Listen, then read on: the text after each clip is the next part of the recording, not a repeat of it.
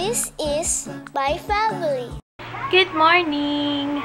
Ang aking breakfast, banana. Sinabayan lang ako ni Mafi, kumain daw ako ng saging para umokay yung aking tiyan. Kasi may meeting ako mamaya. Actually, may meeting ako. Mga 3 o'clock. Wow! Nagme-meeting na yun. No? Hindi ko pa pwedeng sabihin sa inyo kung... Hindi ko pa pwedeng i-share sa inyo kung saan ako pupunta tsaka kung ano yun. Pero malalaman nyo yun for sure soon. Sana maging okay ang lahat. Hindi ko rin sure kung makakapag-vlog ako doon. Kaya, yun. Sana maging okay na yung tiyan ko. Yun lang wini-wish ko eh. Sabi nga na ate ko. Ano daw ako, mag-diaper. Anyway, maaga akong gumising kanina kasi kailangan kong tapusin yung mga ina-edit ko na vlog para maging, para updated na yung vlogs. Mabalik na sa dating schedule. So, I'm editing the last vlog, yung vlog kahapon. And then, back to regular schedule na. Hello! I'm just getting ready. Actually, naghihintay na lang ako, nagpapaano ba? Wala lang, nagmumuni-muni. I feel calm and at peace. Ewan ko bakit ganun. Usually, normally, pagka ganito, kinakabahan ako. Kasi alam ko magna-nosebleed na naman ako doon. Pero ngayon hindi. I feel calm. Hindi ako ninenervyos. Which is nakakatawa. Mas okay yun kaysa naman yung kinakabahan ako, diba? Pero hindi ko alam. Parang sa akin, parang yung pupuntahan ko, Carrie Bells lang, whatever. Hindi naman whatever kasi this is something big. Hindi ko pa kasi pwedeng sabihin sa inyo for because of confidentiality. Pero malalaman nyo yun in time. Ayun, ang imi-meet ko ngayon, mi-meet ko pa muna si Miss Niken. Hindi ko alam kung nanonood siya ng vlogs ko, pero malamang kung manood mo siya, hindi niya maiintindihan kasi Indonesian siya. Yun. Shout out to you, Miss Niken, if ever you're watching. Siya muna yung imi-meet ko. Yun. Siya yung hindi ko alam kung pwede ko sabihin yung kanyang title, pero ewan ko, tatanong ko na lang mamaya. Pero siya, siya yung representative ng YouTube. Google AdSense / YouTube something. Hindi ko alam yung exact title niya eh. Ayun. Siya, Indonesian siya. Ayun. Anyway, ayun ako ng ayun. Nakakatawa lang kasi hindi ako ganito. Parang ngayon, kalmado lang ako. Saktong-sakto. Kaya feeling ko magkakalat ako mamaya kasi kalmado ko eh. Magkape nga ako, naman ako, bumalik naman yung nervyos ko kahit konti. Hello, ba't yung aking vlogging camera? Oh my goodness! Nakabalik na kami. Nakabalik na ako. Sorry, hindi ako nag-vlog doon kasi bawal. It's very confidential. Pero kukwento ko na lang sa inyo yung experience ko. Hinaan mo nga lang. Grabe, nosebleed moment. Nosebleed. Ay, nako. Blurred na naman. Mario Joseph.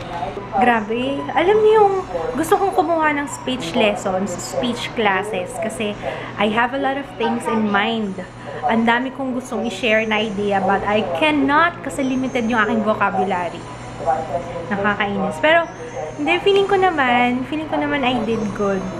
Pero, alam niyo yung pag-uwi, parang iniisip mo na I could have done better. Kainis. Pero okay lang. Naging maganda naman yung flow ng meeting. Lang ako lahat ng mga nangyayari sa buhay ko parang very overwhelming. Hindi ko talaga ini-expect. Sabi ko, lang po kasi ako gumagawa lang po ako ng video. Gusto kong sabihin, pasensya na po kayo, ninenervyos ako ngayon kasi gumagawa lang po ako ng video sa bahay. Hindi ko po alam ba't ako napadpad dito.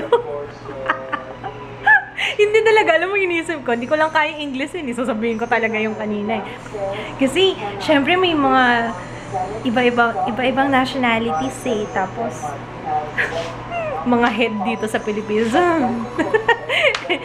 Hayaan niyo ikukwento ko sa inyo soon kapag sasabihin ko sa inyo yung complete details soon kapag ano na siya, okay na siya. Pero yun lang, shinare ko lang yung experience ko. Kaya next time, at least experience ko na to para sa susunod na mangyari sa akin ulit. Sana naman hindi na ako ganun ka, ano. Kanina kalmado pa ako eh, 'di ba? Pero nung nakita ko yung iba-ibang lahi, sabi ko, ay nako, eto na nga. Buti na lang may baon akong tissue. Teka lang, kakausapin ko lang yung mga friends ko. Kinukulit na ako ni kids. Alam niyo, sa sobrang nakasanayan ko na mag-vlog, parang gusto kong rewind, gusto kong panoorin yung ginawa ko kanina. Kaso naalala ko, hindi ko nga pala siya binlog. Kasi gusto kong makita kung ano, okay lang ba yung mga pinagsasabi ko. Pero nag-gets naman nila ako, yun ang importante doon, naintindihan nila yung sinasabi ko. Alam niyo, sinerch ko. Teka, baka malabo na naman to. Yeah. Alam niyo, sinerch ko yung kasama ko kanina sa meeting. Si Erwan Yusuf. Sabi ko, sino ba si Erwan Yusuf? Ano ba siya? Kapatid ba siya ni Solen or what? Bakit Yusuf? Eh, di sinerch ko. Ay, boyfriend pala siya ni Ann Curtis. Ikatabi ko yun buong meeting kanina. Tapos, twice na kaming nagkita kasi nandun din siya nung YouTube creator workshop thingy, yung inatenan ko nung last month. Hindi ko man lang alam. Sana nagpa-picture ako, Day. Ano ba yan? Yan ang hirap sa walang kaalam-alam sa local showbiz scene. Ano ba? Ba't ako ganito? Ano ba yun? Grabe. Sinerch ko siya sa Google. Sabi ko kasi, sabi ko, parang familiar nga yung pangalan. Tapos laging binabanggit na Erwan Yusuf. Sabi ko si Erwan Yusuf. Tapos magkatabi pa kami kanina. Sana man lang nagpa-picture ako sa kanya. Diba? Ano ba? Ha? Kinamayan ko siya. At least kinamayan ko siya. Ha? Ano? Wala nga lang ko ebidensya sa inyo na kinamayan ako ni Erwan Yusuf. 2 beses na kami nagkikita. Ano ba naman yan? Sabi mo, pinapabasa ko sa kanya yung comment ko dun sa status. Nag-post kasi ako ng status sa page. Restaurant pala siya eh. Yeah, oo, meron nga eh. Hindi ako updated eh. Tsaka kapuso kasi tayo eh. Di tayo nanonood ng kapamilya. Minsan lang eh. Kapuso yung kapuso. O yun kaya lagi mo pinapanood. Iyo. Nabasa mo yung comment ko? Nabasa mo yung comment ko.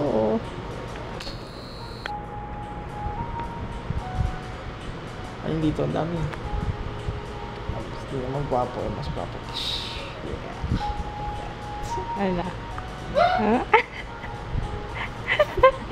Kung si Ann Curtis may Erwan Yusuf, meron akong Ewan Yusuf. Wow. kunwari nakaano ba? Dandahan.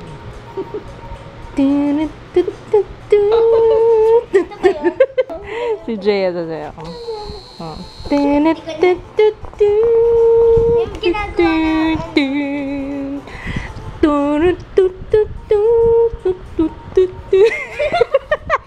Hindi ako makaget over sa event kanina. Iinis ako, hindi ko nakilala si pero okay lang. Baka mag-meet kami ulit eh. Sayang hindi man lang ako nakapagpa-picture. Ay nako. Sayang yung makeup ko. Parang sandali ko lang siya sinuot pero kailangan ko na siyang burahin kasi gusto ko na matulog. Sumakit yung ulo ko. Nagamit kasi yung neurons. Gamit na gamit yung neurons eh. Kailangan nilang mag-regenerate. kung magre-regenerate pa sila, alam ko hindi nagre-regenerate ang neurons. Ay nako, Diyos mio. Ay, napansin niyo yung nails ko? Yan, nag-nail polish ako ng white para magmukhang presentable naman. Kasi hindi ako hindi ako nag-nail polish kung pupunta. Eh, syempre kahit pa paano, baka mahinta yung kamay ko. Sabihin, hindi man lang ako nag-prepare, hindi ko man lang nilinis yung aking nails. Ayun, anyway, hayaan na natin. Sana next time, hindi na ako kabado. Sinagulat talaga ako. Parang ano bang ginagawa ko dito? na-overwhelm ako sa lugar minsan. Oo po, sana nagigets niyo po. Pero it's a different kind of experience. Sana marami pang mangyaring ganun para ma-hone ako sa ganyan. I'm gonna say hi to Ria Isabel and hello kay Julie Hermosa and Lance. Hi!